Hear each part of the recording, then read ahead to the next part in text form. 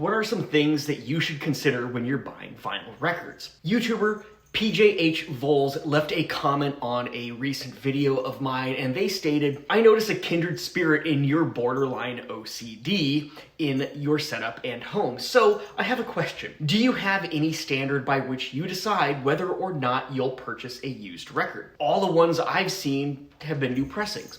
When you buy used, are you okay with corner dings, ring wear? What about the quality of wax, VG and higher? Are you okay with crackle? I just thought I'd ask.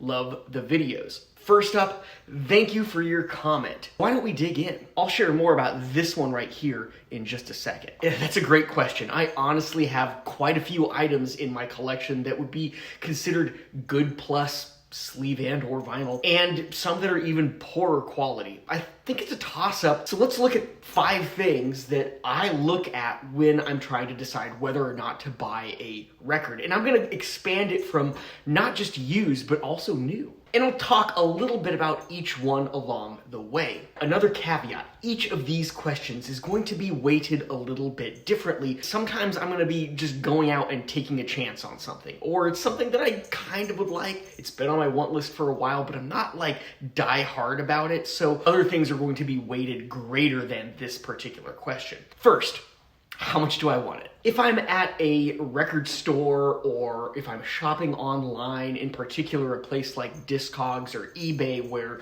shipping comes into play, I'm gonna weigh how much I actually want that particular record. If I really want it, this could outweigh all other questions. You take this one, for example, right here, The Smile and their new album, Wall of Eyes. It is on limited edition blue vinyl. It is really cool looking. I love the artwork.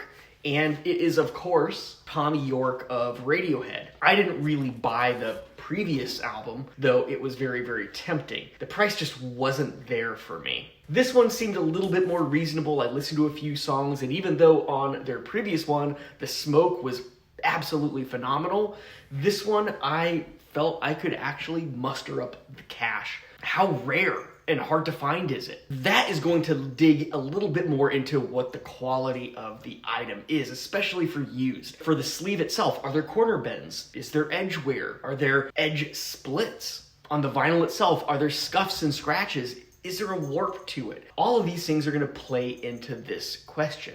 If it's super rare and it has a lot of these things, I am more apt to get it if it's a hard one to find, regardless of the quality, than if it's a more generic or widely available piece. My go-to for this always comes back to the Sonics and their debut album, Here Are the Sonics, from, I believe, 1965. It is hard to find a great pressing of this album, and I've bought it many times at varying qualities. This one, I would say, has a cover that is VG. It's got some light edge wear, it's got some corner dings, and it has some ring wear as well.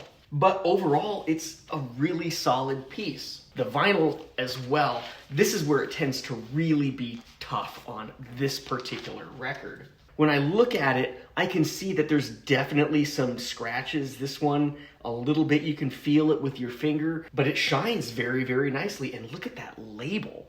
For an original pressing of Here Are the Sonics by the Sonics, that label is phenomenal. It pops, it's bright red, there's no wear on it whatsoever. I would probably mark this as a VG as well. Definitely worth picking up. And this one is probably one that is the most important of them all when I'm thinking about buying records, because I'm also very price conscious. And that is, does the sticker price make it a better deal based off of what I can glean through other sources? If I'm at a record store, I'm gonna look at Discogs and eBay. If I am on eBay, I'm gonna look at Discogs and maybe even Amazon if it's more of a newer release. I may look at other online sources as well. Here's a good example right here. This is Iggy Pop's Soldier, and you can see the sticker price right here says $15. Well, I picked this up on a 50% slash. This was $7.50.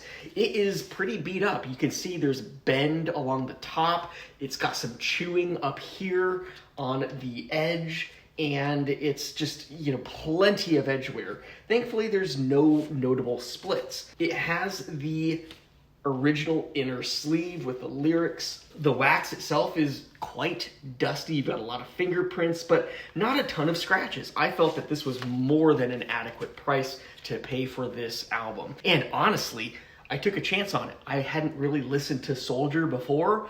Well, this is my favorite Iggy Pop album now. And another one, Jesus and Mary Chain and Automatic. I paid $10 for this at the same location. And this one actually is pretty solid. It's got no notable scratches. It has minor scuff wear. It's maybe a little bit dusty, as a lot of the used records there were. But overall, it looks pretty great.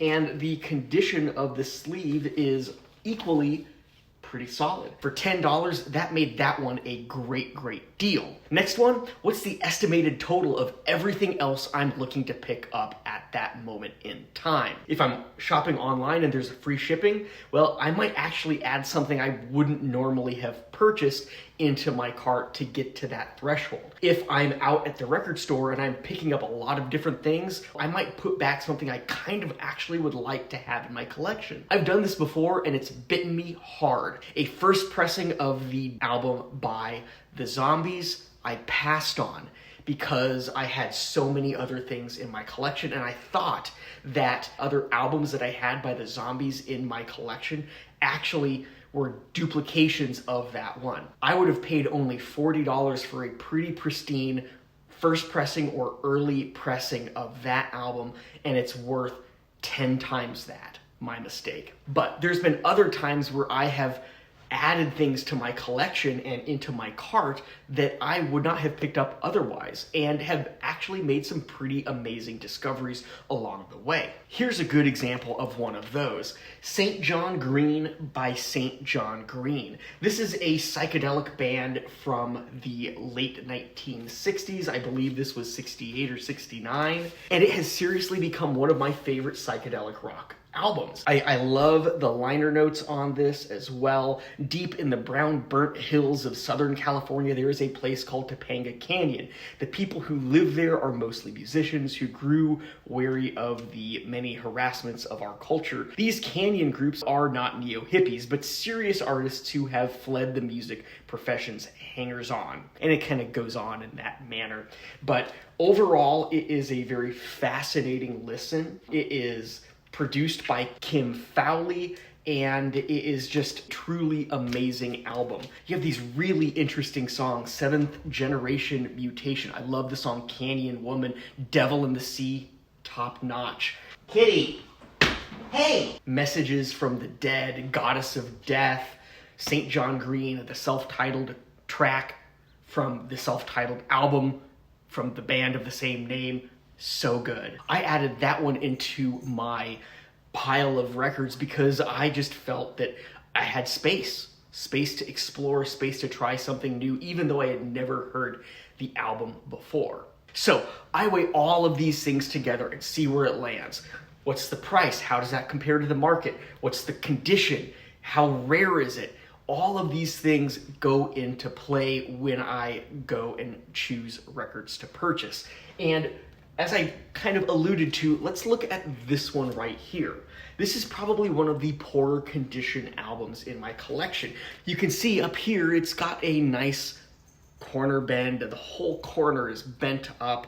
You've got some edge wear along the top. You've got spine wear along. You can see there's like some dents here. You can see there's some actual damage on the back of the sleeve as well. Not the greatest condition. Now let's look at the vinyl itself. It is on purple translucent wax. I can see my hand through the dark purple color. I can also look and see there's lots and lots and lots of scratches. It is dusty despite cleaning it, and it has lots of marks and scratches and so forth as well. Now, I know for a fact this one has a minor skip or two. I paid $10 for it, and this is an original pressing. I'm not gonna replace it. I'm not gonna get a new version of this. In some ways, these old albums, the Sonics, Stone Temple Pilots, Jesus and Mary Chain, St. John Green, Iggy Pop, The Crackle, those imperfections almost sound better given their age and the original nature of the albums. What can I say? Sometimes the crackle actually adds to it. OCD? Yes, absolutely, 100%. I'm right there. Not necessarily when it comes to some of the quality elements of the pieces that I add. To sum things up, yes, I will weigh all of these things together and see where it lands, but I'm totally fine with a bit of crackle, some ring wear, some corner dings, etc., even some seam splits, especially from the 60s, 70s, maybe even 80s and 90s, kind of depending on what it is. Waffles, what are you doing? You don't do that. Get down. Get down. Even though I'm very particular about my turntable, which Waffles is messing with right now, I still will play these albums on my turntable nonetheless. What goes into your decision-making process when you buy records? Do you follow my tracking, or do you have some other process by which you decide? Let me know down in the comments. And next, take a look at this video right here. As one YouTuber said a while back, this dude is a damn nerd. I am Andy, this is the Fence Post Vinyl channel, and I'll see you in the next video.